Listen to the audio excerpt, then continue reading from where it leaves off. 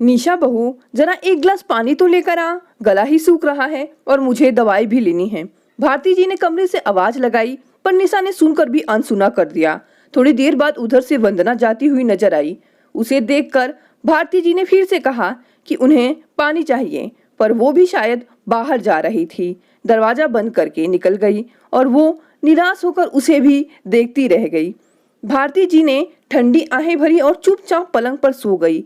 तभी उन्हें उनके पति गिरधर जी ने जगाया और एक गिलास पानी का दिया और दवाई भी दे दी।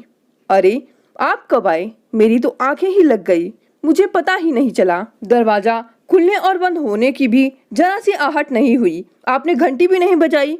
एक साथ इतने सवाल। पहले पानी तो पी लो तसल्ली से। मैं कौन सा तुमसे कहीं दूर गया था? आप तो सिर्फ घूमने ही गए थे, पर मैं आपसे सदा के लिए दूर जा रही हूँ। मेरे बाद आपका ध्यान कौन रखेगा? ये बहुएं तो किसी काम की ही नहीं। एक गिलास पानी भी मांगने पर नहीं देती हैं, बस चुपचाप आकर खाना रख जाती हैं। कभी तबीयत भी नहीं पूछती। मेरी गलती है जो मैं बीमार पड़ी हूँ। इनसे इतनी भी सेवा नहीं होती। घर में नौकर हैं, बस 2 वक्त का खाना और चाय पानी भी पकड़ाया नहीं जाता है। तुम क्यों चिंता करती हो? मैं हूं ना, मैं सब संभाल लूंगा। एक आप ही तो हैं जो मेरी सेवा में लगे हो। दोनों बेटियां भी आकर चली गई। आखिर कब तक यहाँ रहती? उनके भी घर परिवार हैं, बाल बच्चे हैं, उनके स्कूल हैं। आखिर कब तक रुकती? वो दोनों अभी 7 दिनों के लिए ही गई हैं। बच्चों की परीक्षाएं होती ही वापस आ जाएंगी। कहकर गई हैं, हमारे आने तक माँ का ध्यान रखना। मीना और गरिमा मेरा कितना ध्यान रखती हैं, और एक मैं हूँ कि उनके जन्म पर कितनी दुख हुई थी। मीना ने पहली बेटी बनकर जन्म लिया और गरिमा जब पेट में थी तो पक्का यकीन था कि इस बार तो बेटा ही होगा, पर नहीं हुआ। गरिमा के जन्म पर मैंने उससे आंखें फेर ली थी और ईश्वर से शिकायत करने लगी थी कि बेटी की जगह एक बेटा ही तो दे देते, ताकि मुझे लोगों के ताने सुनने नहीं पड़ते। आपको पता नहीं है, जब एक बेटियों की माँ को जमाने के रिश्तेदारों के ताने सुनने पड़ते हैं तो वो कितनी दुखी हो जाती है। वो अपनी बेटियों से बहुत प्यार करती है, पर लोग कह कह कर उसका कलेजा छलनी कर देते हैं।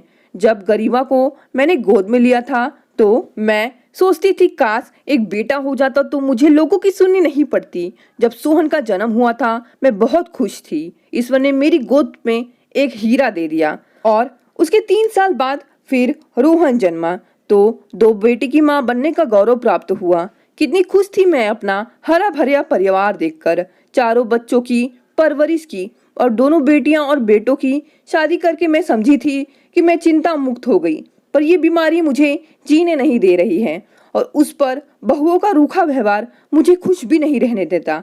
कभी कभी लगता है लोग सच ही कहते हैं कि बीमार आदमी सब पर बोझ होता है। मैं क्या अब सब पर बोझ बन गई हूँ? तुम गलत सोचती हो, सब कुछ ठीक है, तुम बहुत जल्दी अच्छी हो जाओगी, ये बीमारी तो कुछ भी नहीं है। और गिरधर जी ने भारती जी को सुला दिया। उन्हें कुछ महीने पहले की बात याद आ गई, जब डॉक्टर ने कहा था कि आपकी पत्नी कैंसर के अंतिम स्टेज पर हैं, अब कुछ भी नहीं हो सकता, आप बस उन्हें खुश रखिए, कुछ दिनों की मेहमान हैं। और ये सुनकर गिरधर जी की आंखें नम हो गई। घर में सबको पता था, एक भारती जी को ही पता नहीं था, क्योंकि उन्हें क्या बीमारी है। वो दिनों दिन कमजोर होती जा रही थी, उनकी भूख भी मरने लगी थी। अब वो बहुओं पर बोझ बन गई थी। जब निशा और वंदना शादी होकर आई थी तो भारती जी ने उन दोनों के खूब लाड़ लड़ाए थे। दोनों को खूब तरह तरह का खाना बनाकर खिलाया था और सिखाया भी था। दोनों पहले अपनी सास की बहुत गुणगान करती थी, उनके खाने की तारीफ कर करके तरह तरह का खाना बनाकर खिलाती थी। अचानक से उन्हें इस बीमारी ने जकड़ लिया और अब वो धीमी गति से काम करने लगी और एक दिन उन्होंने बिस्तर पकड़ लिया। दोनों बहुएं अब उन्हें खाना देती थी, पर कभी पूछती नहीं थी कि मम्मी जी आपके लिए क्या बना दूं, आपकी पसंद बता दीजिए। जब दोनों बेटियां मीना और गरिमा आती तो वो दिन भर उनके आगे पीछे होती रहती थी। अपनी बहुओं के व्यवहार से वो बहुत क्षुब्ध रहती थी। मीना और गरिमा बारी बारी से आकर माँ की सेवा करती थी और माँ के साथ घंटों बैठकर बतियाती थी। निशा और वंदना उनके पास भी नहीं फटकती थी। गिरधर जी अपनी बहुओं की हर गतिविधि पर नजर रखते थे। उन्हें सबकी जानकारी थी, बस वो कुछ बोलते नहीं थे। बेटे सुबह के गए रात को घर आते थे। तो उनसे कुछ कहना बेकार था, क्योंकि उन्हें लगता था कि उनकी पत्नियां माँ और पापा का काफी ध्यान रख रही हैं। एक सुबह भारती जी ने अंतिम सांस ली। दोनों बेटियां रोती बिलखती घर आई। दोनों को संभालना मुश्किल हो गया था। दोनों बहुओं ने भी रोने का नाटक कर लिया। घर परिवार और सभी रिश्तेदार इकट्ठे हुए थे। भारती जी को गए हुए 13 दिन हो गए थे। उनके अलमारी और बक्से पर सबकी नजर पड़ी थी। भारती जी के गहने बहुत सारे थे। उन्होंने जीते जी इसका बंटवारा नहीं किया था। इतने सारे गहनों को देखकर दोनों बहुओं का मन मचल गया। ये 9 लाख का हार तो मैं मांग लूंगी, निशा मन ही मन सोच रही थी।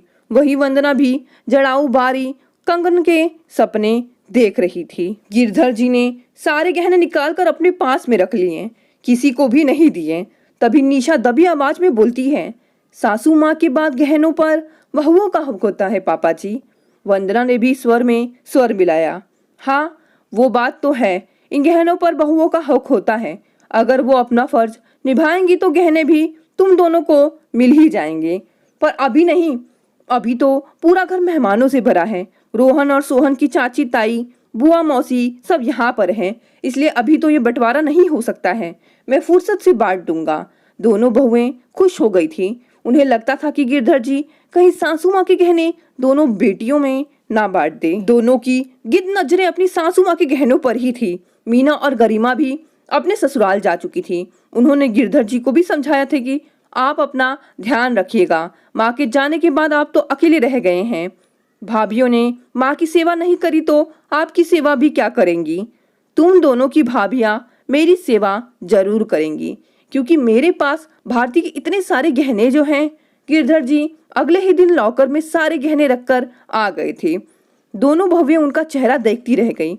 उन्होंने ये भी ऐलान कर दिया कि जो बहू दिल से उनकी सेवा करेगी और उन्हें खुश कर देगी तो वो सारे गहने एक बहू को दे देंगे और इसे लॉकर की चाबी थमा देंगे। अब निशा और वंदना के मन में लालच सा आ गया। अब क्या था, दोनों बहुएं बस दिन रात ससुर की सेवा में लगी रहती। मन पसंद खाना से लेकर उनका कपड़ा प्रेस करना, गरम गरम रोटियां बनाकर देना, समय पर कपड़ों की धुलाई और कमरे की सफाई भी हो जाती। अब तो दोनों नन्नों से रोज फोन पर ही बातें करती। पापा जी, अगले महीने मेरी छोटी बहन की शादी है, तो मैं मम्मी जी के गहने उसमें पहनना चाहती हूँ। अब घर की बहू हूँ तो असली सोने के गहने ही पहनूंगी। आपका भी मान रह जाएगा और नाक ऊंची हो जाएगी कि आपकी बहू तो सिर से लेकर पांव तक असली गहनों से सज रही है। निशा ने कहा, ठीक है, तुम गहने ले लेना। गिरधर जी ने कहा तो वंदना को लगा कहीं भाभी गहने लेकर वापस नहीं करेंगी तो क्या होगा। वो रात भर चिंता में डूबी रही कि कैसे भी वो भी गहने हथिया लें। अगले दिन गिरधर जी उठे तो निशा ने गहने मांगे। बहू, ये लो अलमारी की चाबी और गहने निकाल लो। लेकिन गहने तो लॉकर में थे, अलमारी में कैसे आ गए। निशा का चेहरा पीला पड़ गया। निशा ने बक्सा खोला और पहली बार वो गहने हाथ में लिए और तुरंत छोड़ दिए। वंदना को आश्चर्य हुआ। वंदना ने भी गहने छुए तो उसका चेहरा भी सफेद पड़ गया। पापा जी, ये तो नकली गहने हैं।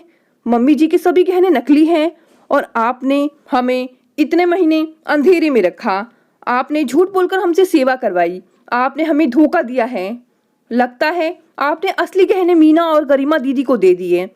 बहू, तुम्हारी सास के पास जो असली गहने थे वो तो मोना और गरिमा की शादी में हमने बेच दिए थे। रोहन और सोहन तब बाहर पढ़ाई कर रहे थे। इन दोनों को भी पता नहीं है। तुम्हारी सास ने फिर नकली गहने बनवा कर रख लिए। तभी तो ये गहने लॉकर की जगह घर में रखे हुए थे। जब वो मरने वाली थी तो उसे मेरी बड़ी चिंता थी कि बहुएं मेरा ख्याल रखेंगी या नहीं, तो वो ही कहकर गई थी शायद गहनों के लालच में बहुएं आपकी सेवा कर दें। अब मैं ज्यादा झूठ नहीं बोल सकता हूँ। मुझसे अब और नाटक नहीं होता है। मैंने अपना सामान पैक कर लिया है और कल ही सुबह मैं अपने दोस्त के पास गांव रहने जा रहा हूँ।